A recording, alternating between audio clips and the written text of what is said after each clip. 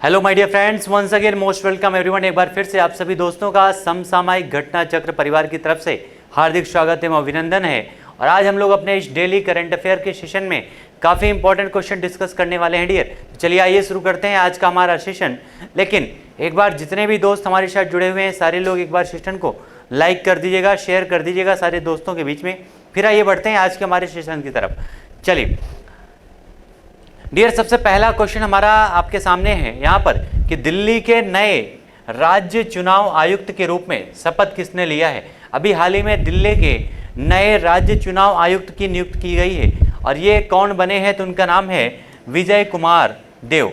ठीक है, विजय कुमार देव को बनाया गया है राज्य का जो नया राज्य चुनाव आयुक्त है। कौन से राज्य में, तो दिल्ली में नियुक्त किया गया है। और आपको पता है जो हमारे संविधान में चुनाव के बारे में उल्लेख किया गया है, ये आर्टिकल 323 से लेकर के आर्टिकल 330 तक दिया गया है, 29 तक इसका वर्णन किया गया है, याद रखिएगा। ठीक है, 323 से 329 तक वर्णन किया गया है। राज्य चुनाव आयुक्त के रूप में नए राज्य चुनाव आयुक्त बने हैं दिल्ली के विजय कुमार देव। अगला हमारा है किसने डॉक्टर अंबेडकर उत्कृष्टता केंद्र योजना का शुभारंभ किया गया है। तो किसके द्वारा किया गया है, तो ये डॉक्टर वीरेंद्र कुमार के द्वारा किया गया है। डॉक्टर अंबेडकर उत्कृष्टता केंद्र की स्थापना की गई है। और ये आपका जो DACE यानी डॉक्टर अंबेडकर उत्कृष्टता केंद्र है, इसका शुभारंभ कहाँ पर किया गया है, तो बनारस हिंदू यूनिवर्सिटी में। कहाँ पर, बनारस हिंदू यूनिवर्सिटी में इसकी शुरुआत, इसको जो है स्थापित किया गया, इसकी शुभारंभ की गई है इस उत्कृष्टता केंद्र की। नेक्स्ट पॉइंट की अगर हम बात करें डियर, तो अगला हमारा है किसको अमेरिकी उपराष्ट्रपति कमला हैरिस की रक्षा सलाहकार के रूप में नियुक्त किया गया है। अभी हाल ही में जो अमेरिका के उपराष्ट्रपति हैं जिनका नाम क्या है, कमला हैरिस, एक भारतीय मूल की महिला उपराष्ट्रपति बनी हैं अमेरिका की। इन्हीं के सलाहकार के रूप में, रक्षा सलाहकार के रूप में किसकी नियुक्ति की गई है डियर, तो वो एक भारतीय है, इसलिए इंपॉर्टेंट है। और आपको पता है अगर किसी भारतीय की नियुक्ति पूरे दुनिया में कहीं पर भी किसी इंटरनेशनल ऑर्गेनाइजेशन में अगर होती है तो वो क्वेश्चन आपके लिए एग्जाम में काफ़ी इंपॉर्टेंट बन जाता है। इस प्रकार से यहाँ पर उपराष्ट्रपति कमला हैरिस की रक्षा सलाहकार किसको नियुक्त किया गया है, तो उनका नाम है शांति सेठी को नियुक्त किया गया है रक्षा सलाहकार। कहाँ पर, तो अमेरिका के रक्षा सलाहकार के रूप में। और नेक्स्ट हमारा है किस देश ने अंतर महाद्वीपीय बैलिस्टिक मिसाइल का सफल परीक्षण किया है। उस देश का नाम क्या है, तो उस देश का नाम है रशिया, जिसके द्वारा अभी हाल ही में अंतर महाद्वीपीय बैलिस्टिक मिसाइल का यहाँ पर सफल परीक्षण किया गया है। रशिया की अगर हम बात करें डियर, तो रशिया वो देश है जो पूरे दुनिया में एरिया के मामले में पहले स्थान पर है, क्षेत्रफल में। रशिया वो देश है जहाँ के इस समय जो हेड हैं उनका नाम है व्लादिमीर पुतिन। यही वो रशिया है जो इस समय यूक्रेन के ऊपर आक्रमण किया हुआ है। और रशिया या जिसका इसका नाम जब था USSR और इसका विभाजन हुआ था 1991 में, 1991 में इसका विभाजन हुआ था। रशिया की कैपिटल क्या है डियर, तो रशिया की कैपिटल है मॉस्को। ये सारे पॉइंट याद रखिएगा। यहीं पर मॉस्को जो है ये मॉस्कोवा नदी के किनारे स्थित है। कौन सी, मॉस्कोवा नदी के किनारे स्थित है। और रशिया की मॉस्कोवा नदी और भारत की ब्रह्मपुत्र नदी, यही दोनों नदियों को मिलाकर के ही एक मिसाइल का नामकरण किया गया है जिसका नाम है ब्रह्मोस। ठीक है, तो इस प्रकार से आंसर हमारा हो जाएगा रूस। इसके द्वारा अभी हाल ही में अंतर महाद्वीपीय बैलिस्टिक मिसाइल का सफल परीक्षण किया गया है। और रूस के द्वारा किस अंतर महाद्वीपीय बैलिस्टिक मिसाइल का परीक्षण किया गया है, तो उसका नाम क्या है, उसका नाम है शर्मत। याद रखिएगा कौन सा, शर्मत उसका नाम है। आइए बढ़ते हैं डियर नेक्स्ट पॉइंट पर। अगला हमारा क्या है कि पृथ्वी दिवस कब मनाया जाता है। पृथ्वी दिवस को सेलिब्रेट कब किया जाता है डियर, तो ये आपका पृथ्वी दिवस मनाया जाता है 22 अप्रैल को। कब मनाया जाता है, तो 22 अप्रैल को मनाया जाता है पृथ्वी दिवस। ये काफ़ी इंपॉर्टेंट है डियर, याद रखिएगा हमेशा। 22 जो आपका है 22 मार्च, उसके बाद 22 अप्रैल और 22 जून, ये तीनों पॉइंट आपके काफ़ी इंपॉर्टेंट हैं, याद रखिएगा। तीनों पर्यावरण के दृष्टिकोण से काफ़ी इंपॉर्टेंट पॉइंट हैं, जिनमें आपका 22 मार्च जो मनाया गया था, 22 मार्च को सेलिब्रेट किया गया था विश्व जल दिवस। कौन सा, विश्व जल दिवस मनाया गया था, विश्व जल दिवस। और इसी मार्च के महीने में इसी को जब हमने बताया था तो इसमें हमने आपको एक साथ 5 दिवस बताए थे कौन कौन से। तो एक था आपका 20 मार्च, 21 मार्च, 22 मार्च, 23 मार्च और 24 मार्च। ये पांचों दिन काफ़ी इंपॉर्टेंट है डियर, जिनमें 20 मार्च को आपको मनाया गया था गौरैया दिवस या खुशहाली दिवस, 21 मार्च को मनाया गया था वन संरक्षण दिवस, 22 मार्च को मनाया गया था विश्व पृथ्वी दिवस, 23 तारीख को मनाया गया था शहीद दिवस और 24 को मनाया गया था टीबी दिवस। ये सारे पॉइंट याद रखिएगा। और उसके अलावा 22 अप्रैल को आपका पृथ्वी दिवस मनाया जा रहा है। कौन सा? पृथ्वी दिवस। और आपको यहाँ पर जो 22 जून है ये मनाया जाता है जैव विविधता दिवस। कौन सा डियर? जैव विविधता दिवस। ये सारे पॉइंट याद रखिएगा, मोस्ट इम्पॉर्टेंट है पर्यावरण के दृष्टिकोण से। और आपका 5 जून को मनाया जाता है पर्यावरण दिवस, ये तो आपको पता ही होगा, ठीक है। पर्यावरण दिवस कब मनाया जाता है? तो 5 जून को मनाया जाता है। इस प्रकार से ये सारे आंसर हमारे करेक्ट हो जाएंगे। 22 अप्रैल को मनाया गया पृथ्वी दिवस। और इस बार की इसकी थीम क्या रखी गई है? तो थीम है हमारे ग्रह में निवेश करें। क्या थीम रखी गई है डियर? तो हमारे ग्रह में निवेश करें, ये इस बार इसकी थीम रखी गई है। और अगला हमारा क्वेश्चन है, नेक्स्ट है, किस बैटरी स्वैपिंग नीति को जारी किया गया अभी हाल ही में? कौन सी बैटरी स्वैपिंग नीति को जारी किया गया है? तो ये नीति जारी किया गया किसके द्वारा डियर? तो ये नीति आयोग के द्वारा जारी किया गया है बैटरी स्वैपिंग नीति। याद रखिएगा, नीति आयोग क्या होता है? नीति यानी NITI मतलब क्या होता है? National institution for transforming of India. ये इसका नीति का फुल फॉर्म होता है, जिसकी स्थापना 1 जनवरी 2015 में की गई है। नीति आयोग की स्थापना योजना आयोग के स्थान पर, याद रखिएगा, ठीक है, योजना आयोग के स्थान पर इसकी स्थापना की गई है। और जो योजना आयोग है डियर, यही योजना आयोग 1950 में स्थापित किया गया था, याद रखिएगा। ये सारे पॉइंट याद रखिएगा। और बैटरी स्वैपिंग नीति अभी हाल ही में जारी की गई है, किसके द्वारा? तो नीति आयोग के द्वारा जारी किया गया है। नेक्स्ट हमारा है, किसने जो है डिफ कनेक्ट 2.0 का उद्घाटन किया है? किसके द्वारा जो है डिफ कनेक्ट 2.0 का उद्घाटन किया गया है? तो ये उद्घाटन किया गया है हमारे देश के रक्षा मंत्री कौन? राजनाथ सिंह जी के द्वारा। क्या है डियर? कौन से पोस्ट पर हैं? तो याद रखिएगा, रक्षा मंत्री हैं राजनाथ सिंह जी। इन्हीं के द्वारा इसका उद्घाटन किया गया है डिफ कनेक्ट 2.0 का। अभी हाल ही में 2+2 सम्मेलन हुआ था अमेरिका के साथ में, उसमें भी भारत के विदेश मंत्री और रक्षा मंत्रियों ने एक साथ भाग लिया था। आइए बढ़ते हैं नेक्स्ट पॉइंट पर। इसका उद्घाटन कहाँ पर किया गया है डियर? तो उद्घाटन किया गया है हमारे देश की राजधानी नई दिल्ली में। नेक्स्ट हमारा पॉइंट है, किस केंद्र शासित प्रदेश के कृषि विभाग ने वर्ष 2021 के लिए लोक प्रशासन में उत्कृष्टता के लिए प्रधानमंत्री पुरस्कार जीता है? कौन से केंद्र शासित प्रदेश ने जीता है?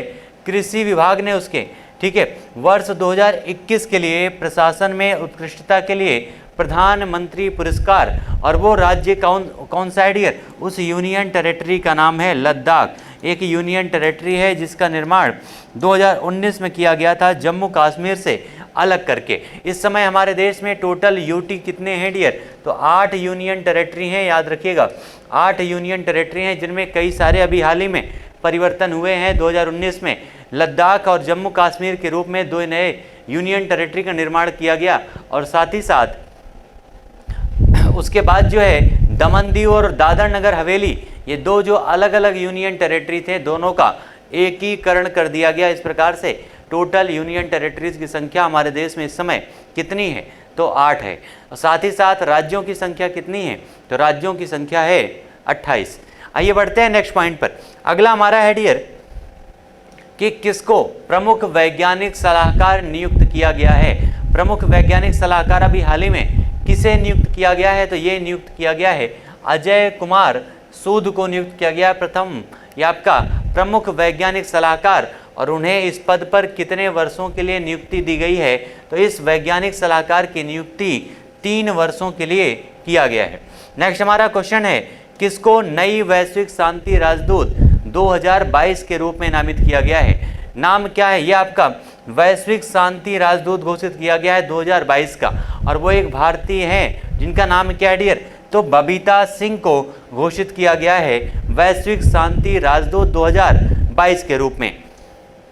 अगला हमारा पॉइंट है, भारत कौन से देश को ईंधन खरीदने के लिए अतिरिक्त $500 मिलियन की वित्तीय सहायता प्रदान करेगा?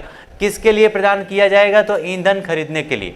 उस देश का नाम क्या है डियर? यहाँ पर उसका नाम है श्रीलंका। और आपको पता है श्रीलंका में सत्ता परिवर्तन हो चुका है और यहाँ पर जो शासन था अभी तक दो भाइयों का, ठीक है, दो भाइयों का जो शासन था, गोटबाया राजपक्षे और महिंद्रा राजपक्षे, इन दोनों का शासनकाल समाप्त हो चुका है। और यहाँ पर अभी हाल ही में नए प्रधानमंत्री की नियुक्ति हुई है श्रीलंका में, ठीक है। और हमने अपनी क्लास में डिस्कस भी किया था श्रीलंका के नए प्रधानमंत्री कौन बने हैं, रानिल विक्रमसिंघे उनका नाम है, याद रखिएगा, ठीक है।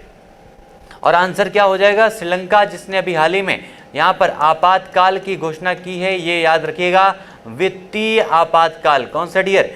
वित्तीय आपातकाल की घोषणा की थी। और साथ ही साथ में ये श्रीलंका ने अपने आप को दिवालिया भी घोषित किया था, याद रखिएगा। और साथ ही साथ श्रीलंका के साथ साथ एक देश है जिसका नाम है लेबनान, उसने भी अपने आप को दिवालिया घोषित किया था। इसकी कैपिटल क्या है? तो जयवर्धनपुरम कोट्टे श्रीलंका की कैपिटल है। और पहले क्या थी डियर? तो कोलंबो इसकी पहले कैपिटल थी। आइए बढ़ते हैं नेक्स्ट पॉइंट पर। कौन सा भारतीय राज्य अंतर्राष्ट्रीय डाटा केंद्र स्थापित करेगा? यानी कौन से भारतीय राज्य के द्वारा अंतर्राष्ट्रीय डाटा केंद्र स्थापित किया जाएगा? तो उसका नाम क्या है? उसका नाम है त्रिपुरा। ये त्रिपुरा वही राज्य है जो बांग्लादेश से तीन तरफ से घिरा हुआ है। किससे डियर? बांग्लादेश से तीन तरफ से घिरा हुआ राज्य है त्रिपुरा, याद रखिएगा। और इसी भारतीय राज्य में अंतर्राष्ट्रीय डाटा केंद्र स्थापित किया गया है। और इस केंद्र को स्थापित करने के लिए उसने किसके साथ में समझौता किया है? तो ये समझौता किया गया है निक्सी CSC के द्वारा। निक्सी CSC के द्वारा जो है ये समझौता आपका किया गया है। नेक्स्ट हमारा है, कौन सी कंपनी के द्वारा भारतीय नौसेना को स्कॉर्पियन श्रेणी की पनडुब्बी, नाम क्या है? तो उस पनडुब्बी का नाम है INS वागीर। क्या नाम है डियर? INS वागीर की आपूर्ति किया जाएगा। तो INS वागीर की आपूर्ति कहाँ से किया जाएगा? तो मझगांव डॉक से। कहाँ से? मझगांव डॉक से जो है स्कॉर्पियन श्रेणी की इस पनडुब्बी की आपूर्ति की जाएगी। नाम है मझगांव डॉक से। और ये हमारा मोस्ट इंपॉर्टेंट क्वेश्चन है डियर, ये आप लिख लीजिएगा। 100% आपके एग्जाम में ये छपने वाला है पॉइंट कि भारत का पहला शुद्ध हरित हाइड्रोजन संयंत्र कहाँ पर शुरू किया गया है?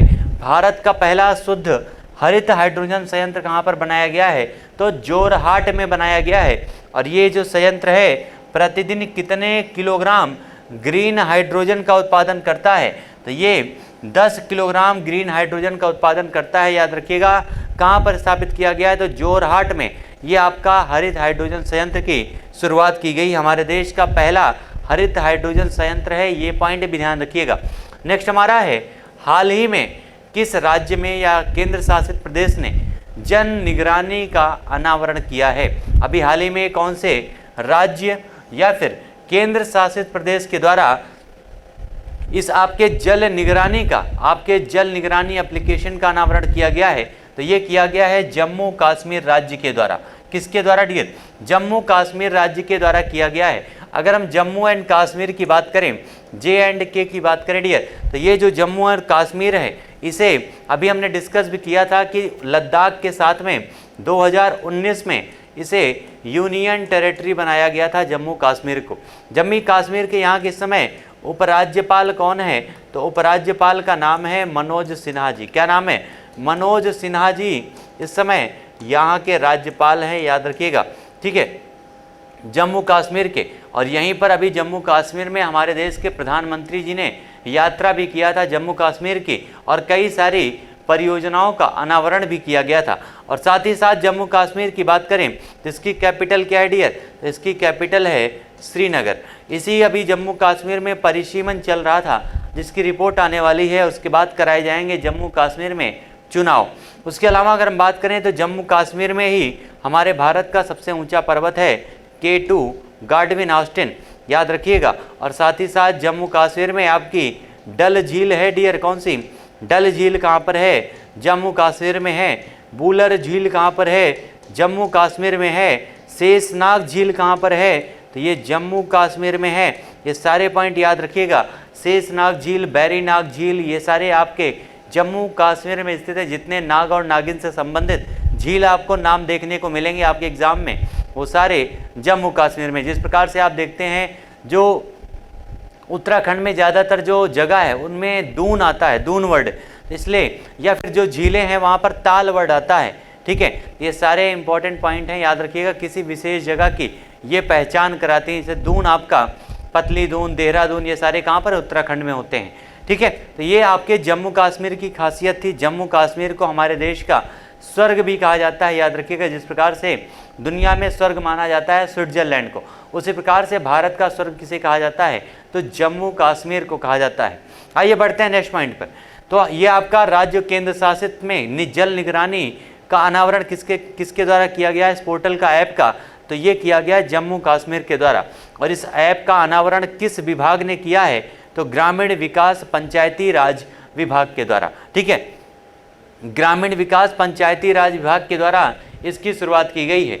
और ये आपका जो ऐप है इसके अनावरण का उद्देश्य क्या है डियर, तो लोगों को विभिन्न योजनाओं से संबंधित शिकायतें ऑनलाइन दर्ज कराने में मदद कराना इसका उद्देश्य है। आइए बढ़ते हैं नेक्स्ट पॉइंट पर। अगला हमारा है जम्मू कश्मीर के राज्यपाल, तो अभी हमने बता दिया उपराज्यपाल मनोज सिन्हा जी हैं, जो उत्तर प्रदेश के गाजीपुर से ये संसदीय चुनाव लड़े थे, याद रखिएगा। नेक्स्ट हमारा पॉइंट है, हाल ही में 9वें सिख गुरु, जिनका नाम क्या था, गुरु तेग बहादुर, अभी हाल ही में उनका कौन सा प्रकाश पर्व मनाया गया है, नाम क्या है, गुरु तेग बहादुर। गुरु तेग बहादुर सिखों के 9वें गुरु थे, याद रखिएगा, जिन्हें औरंगजेब ने, जिसको औरंगजेब के द्वारा डियर याद रखिएगा इस्लाम धर्म ना ग्रहण करने के कारण औरंगजेब के द्वारा इन्हें मृत्यु दंड दिया गया था, गुरु तेग बहादुर सिंह को। और इनकी याद में अभी हाल ही में 400वीं प्रकाश वर्ष का आयोजन किया गया है। कौन से, 400वें प्रकाश वर्ष का आयोजन किया गया है। और ये आपका जो प्रकाश वर्ष है कहाँ पर मनाया गया है, तो लाल किले पर नई दिल्ली में इसे सेलिब्रेट किया गया है। कहाँ पर, लाल किला नई दिल्ली में इसको सेलिब्रेट किया गया है, याद रखिएगा। कौन से गुरु हैं, तो 9वें सिख गुरु हैं और नाम है गुरु तेग बहादुर। नेक्स्ट हमारा पॉइंट है सिविल सेवा दिवस। कौन सा, सिविल सेवा दिवस। ये आपका किस तारीख को मनाया जाता है, सिविल सेवा दिवस डियर, तो ये आपका मनाया जाता है 21 अप्रैल को। ठीक है, सिविल सेवा दिवस कब मनाया जाता है, तो 21 अप्रैल को मनाया जाता है सिविल सेवा दिवस। और नेक्स्ट हमारा है, इस दिवस पर लोक प्रशासन में उत्कृष्टता के लिए कौन सा पुरस्कार दिया जाता है, तो ये पुरस्कार है जिसका नाम है प्रधानमंत्री पुरस्कार, जो प्रोवाइड किया जाता है इस आपके दिवस के अवसर पर लोक प्रशासन में उत्कृष्टता का कार्य करने वाले डिपार्टमेंट को। साथ ही में अगर हम बात करें सिविल सेवा की या लोक सेवाओं की, तो लोक सेवाओं की अगर हम बात करें डियर, इन सारी चीज़ों के बारे में हमारे संविधान के आर्टिकल 308 से लेकर के आर्टिकल 323 तक इसका उल्लेख किया गया है। ठीक है, आर्टिकल 308 से 323 तक इसका उल्लेख किया गया है। और इसमें सिविल सेवाओं की जो भर्ती होती है, लोक सेवा आयोग या जो भी लोक सेवा आयोग के सदस्य होते हैं उनकी जो नियुक्तियां होती हैं, सारी चीज़ों के बारे में उल्लेख किया गया है। और आपको ये बता दें, लोक सेवाओं के सृजन का जो अधिकार होता है वो संसद में राज्यसभा को प्राप्त होती है, जो क्वेश्चन आपसे कई बार एग्जाम में भी पूछा जा चुका है। ठीक है, नेक्स्ट हमारा पॉइंट है, पहली बार इस दिवस को कब मनाया गया था, तो पहली बार इस आपके दिवस को सेलिब्रेट किया गया था 1947 में, 21 अप्रैल 1947 को पहली बार इसे मनाया गया था। नेक्स्ट हमारा है, खेलो इंडिया यूनिवर्सिटी गेम्स का दूसरा आयोजन कहाँ पर किया जाएगा, खेलो इंडिया यूनिवर्सिटी गेम का दूसरा आयोजन कहाँ पर होगा डियर, तो इसका आयोजन किया जाएगा बेंगलुरु में। कहाँ पर, बेंगलुरु कर्नाटका में इसका आयोजन किया जाएगा, याद रखिएगा।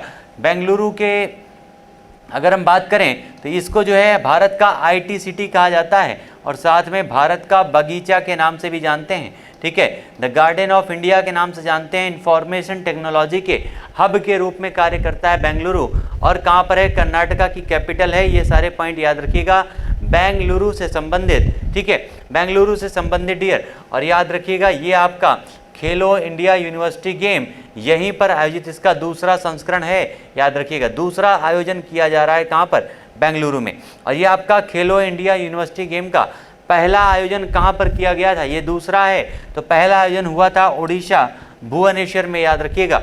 और यह गेम जो है कौन से मंत्रालय से संबंधित है, तो युवा कार्यक्रम एवं खेल मंत्रालय। और युवा कार्यक्रम एवं खेल मंत्रालय अभी संभाल कौन रहा है, उनका नाम है अनुराग ठाकुर, ठीक है, अनुराग ठाकुर उनका नाम है डियर। आइए बढ़ते हैं नेक्स्ट पॉइंट पर। अगला हमारा है इस गेम्स का उद्देश्य क्या है। तो ये गेम का उद्देश्य क्या है, एक प्रकार से हमारे विश्वविद्यालयों में कई अलग अलग प्रकार के गेम का आयोजन करना, जिसके माध्यम से भारतीय प्रतिभाओं को एक नया स्थान मिल सके, एक नया प्रवेश द्वार मिल सके और उन्हें अपनी प्रतिभाओं को दिखाने का मौका मिल सके, ठीक है।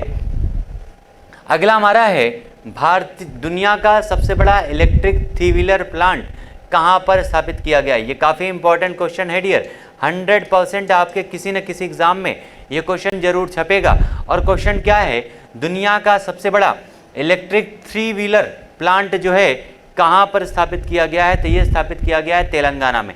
और आपको पता है तेलंगाना वो राज्य है जिसका निर्माण 2014 में आंध्र प्रदेश से अलग करके किया गया था। किससे? आंध्र प्रदेश से अलग करके किया गया था, याद रखिएगा तेलंगाना को, और आंसर हो जाएगा तेलंगाना। और अभी हाल ही में तेलंगाना ही वो राज्य है जहाँ पर ड्रोन के माध्यम से दवाइयों को या टीका जो आपके वैक्सीन्स होती थी उनको पहुँचाने का लक्ष्य निर्धारित किया गया था। कहाँ पर? तेलंगाना में, यानी आपका ड्रोन मेडिसिन सेवा में लगाई गई थी। सबसे पहला राज्य बना था तेलंगाना। और इसकी स्थापना की घोषणा किसके द्वारा की गई है? इलेक्ट्रिक 3 व्हीलर प्लांट जो ये है इसकी घोषणा की गई है बिलिटी इलेक्ट्रिक इंक के द्वारा। नेक्स्ट हमारा पॉइंट है, अभी हाल ही में दिल्ली का मुख्य सचिव किसे नियुक्त किया गया है? दिल्ली का मुख्य सचिव नियुक्त किया गया डियर, किसको?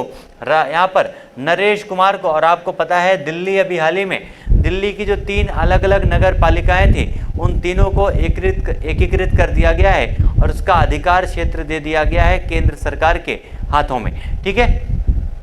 तो इस प्रकार से यहाँ पर दिल्ली का मुख्य सचिव किसे बनाया गया है? तो नरेश कुमार को। और उन्होंने किसके स्थान को प्रतिस्थापित किया है? तो विजय कुमार देव के स्थान पर बने हैं दिल्ली के नए मुख्य सचिव। ये पॉइंट याद रखिएगा। नेक्स्ट हमारा है संयुक्त राष्ट्र चीनी भाषा दिवस किस तारीख को मनाया जाता है? चीनी भाषा, ये जो छोटे छोटे लोग होते हैं, ठीक है, छोटे छोटे जो बंदरों की तरह लोग होते हैं चाइनीज टाइप के, ठीक है, इन्हीं की भाषा जो दिवस है वो कब मनाई जाती है डियर? तो ये आपका 20 अप्रैल को सेलिब्रेट किया जाता है चीनी भाषा दिवस, याद रखिएगा। और चीन की मंदारिन जो लैंग्वेज है दुनिया की सबसे ज़्यादा बोली जाने वाली भाषा भी है, ये पॉइंट ध्यान दीजिएगा, ठीक है। आइए बढ़ते हैं नेक्स्ट पॉइंट पर डियर। और जितने भी दोस्त हमारे साथ जुड़े हुए हैं, एक बार सारे लोगों से रिक्वेस्ट है सेशन को आप लोग सेशन को शेयर कर दीजिएगा डियर, सेशन को लाइक कर दीजिएगा, क्योंकि आपका जो सेशन चल रहा है ये 1 लाइनर सेशन है जिसके माध्यम से हर क्वेश्चन को कंप्लीट कराने का प्रयास किया जाता है ताकि आपके करंट अफेयर का कोई भी क्वेश्चन आपसे छूटने ना पाए, ठीक है। और यहाँ पर इस आपके सेशन के माध्यम से सारे क्वेश्चन को 1 लाइनर रखा जाता है ताकि आपको कम टाइम में ज़्यादा क्वेश्चन की श्रृंखलाएं प्रोवाइड की जा सकें। आइए बढ़ते हैं नेक्स्ट पॉइंट पर। तो इस आपके दिवस का उद्देश्य क्या है? तो चीनी भाषा के बारे में सामान्य जानकारी पैदा करना और बहुभाषी संस्कृति और विविधता को बढ़ावा देना इसका उद्देश्य है। और आपका प्रोजेक्ट 75 के तहत छठी स्कॉर्पियन पनडुब्बी का नाम क्या है? तो छठी स्कॉर्पियन पनडुब्बी कौन सी बन गई है? उसका नाम है INS वागीर। अभी हमने इसके बारे में पढ़ा भी था डियर। INS वागीर जो है इसको कहाँ पर मझगांव डाक में इसको जो है जल अवतरित किया जाएगा। और ये आपकी INS वागीर एक छठी स्कॉर्पियन पनडुब्बी है जिसे प्रोजेक्ट 75 के तहत तैयार किया गया है। हाल ही में INS वागीर का अनावरण कहाँ पर किया गया? तो मझगांव डाक मुंबई महाराष्ट्र में इसका अनावरण किया गया है। और साथ ही साथ यह जो प्रोजेक्ट 75 है, ये प्रोजेक्ट 75 क्या है? तो ये भारतीय नौसेना का एक कार्यक्रम है जिसमें 6 स्कॉर्पियन पनडुब्बियों का निर्माण किया जाना है या उसकी परिकल्पना की गई है। और ये आपकी अंतिम परिकल्पना थी, अंतिम आपकी जो पनडुब्बी थी जिसका नाम क्या है? वागीर। आइए बढ़ते हैं नेक्स्ट पॉइंट पर। जो 6 स्कॉर्पियन पनडुब्बियाँ हैं वो अटैक जो पनडुब्बियाँ हैं उनका नाम क्या है? उनमें से कलवरी है, खंडेरी है, करंज है, वेला है, वागीर है। ये सारी इस स्कॉर्पियन क्लास की पनडुब्बियाँ हैं, इनके नाम याद रखिएगा जिन्हें प्रोजेक्ट 75 के तहत तैयार किया गया है। और भारतीय नौसेना दिवस आपका सेलिब्रेट किया जाता है डियर कब? तो 4 दिसंबर को, ठीक है, 4 दिसंबर को मनाया जाता है भारतीय नौसेना दिवस। ये पॉइंट याद रखिएगा। R हरि कुमार इस समय भारतीय नौसेना के अध्यक्ष हैं, ठीक है, R हरि कुमार। आइए बढ़ते हैं नेक्स्ट पॉइंट पर। अभी हाल ही में भारतीय थल सेना के नए अध्यक्ष की नियुक्ति की गई थी, नाम क्या है? मनोज कुमार। ठीक है, मनोज कुमार उनका नाम है, जिन्होंने मनोज मुकुंद नरवणे का ही स्थान लिया था। अगला हमारा क्वेश्चन है, हाल ही में ब्रह्मोस सुपरसोनिक क्रूज मिसाइल का सफलतापूर्वक परीक्षण किस विमान से किया गया है? किसका? तो ब्रह्मोस सुपरसोनिक क्रूज मिसाइल का परीक्षण की बात की जा रही है कि अभी हाल ही में ब्रह्मोस सुपरसोनिक क्रूज मिसाइल का परीक्षण किस विमान के द्वारा किया गया है? तो उसका नाम है सुखोई 30 MKI विमान से किया गया है डियर। किससे? सुखोई 30 MKI विमान से किया गया है ब्रह्मोस सुपरसोनिक क्रूज मिसाइल का परीक्षण। और आपको अभी हमने बताया था ब्रह्मोस मिसाइल इंडिया और रूस इन दोनों के संयुक्त उद्यम से तैयार की गई है, जिसे रशिया के मास्कोवा नदी और भारत की ब्रह्मपुत्र नदी, इन दोनों नदियों के नाम पर इसका नाम रखा गया है ब्रह्मोस। ठीक है, नेक्स्ट हमारा है ब्रह्मोस सुपरसोनिक क्रूज मिसाइल का निर्माण भारत ने किस देश के साथ मिलकर किया है? तो आंसर हो जाएगा रशिया के साथ में मिलकर किया है भारत ने इस ब्रह्मोस मिसाइल का निर्माण। और साथ ही साथ इसका नाम किसके नाम पर किया गया? तो अभी हमने डिस्कस कर लिया उसके बारे में कि ब्रह्मपुत्र नदी और रशिया की मास्कोवा नदी के नाम पर इसका नाम रखा गया है। और इस मिसाइल की गति कितनी है? तो इसकी गति है लगभग 2.8 मैक इसकी गति निर्धारित की गई है। नेक्स्ट हमारा पॉइंट क्या डियर? अगला हमारा क्वेश्चन है कि अभी हाल ही में कोटेड आइवरी, आपने एक छोटा सा देश देखा होगा अफ्रीका कॉन्टिनेंट में, नाम क्या है? Coated Ivory. इसका प्रधानमंत्री किसे नियुक्त किया गया है कोटेड आइवरी में? तो पैट्रिक अची को नियुक्त किया गया है, याद रखिएगा, कोटेड आइवरी का नया प्रधानमंत्री। और यहाँ की कोटेड आइवरी की जो नई यहाँ पर जो राजधानी है वो क्या है? तो राजधानी का नाम है यामोसोक्रो, यहाँ की राजधानी है कोटेड आइवरी की। नेक्स्ट पॉइंट हमारा क्या है डियर? हाल ही में विश्व आर्थिक आउटलुक रिपोर्ट जो आपकी है, वर्ल्ड इकोनॉमिक आउटलुक जो रिपोर्ट है, ये किसके द्वारा जारी की गई है? तो इसको जारी किया है IMF ने। किसने जारी किया है? IMF के द्वारा जारी किया गया, यानी इंटरनेशनल मॉनेटरी फंड के द्वारा। और इस IMF की स्थापना 1945 में की गई थी और हेडक्वार्टर कहाँ पर है? तो वॉशिंगटन DC में है, याद रखिएगा।